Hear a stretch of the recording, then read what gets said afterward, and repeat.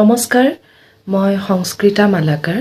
2025 বৰ্ষটিয়ে ভাল বেয়া সকলোখিনি আমাক দিলে আৰু প্ৰত্যেক বছৰৰ নিচিনাকৈ আমি 2024তো এইটোৱে কামনা কৰিছিলোঁ যেন 2025 বৰ্ষটি শুভ হৈ আহক।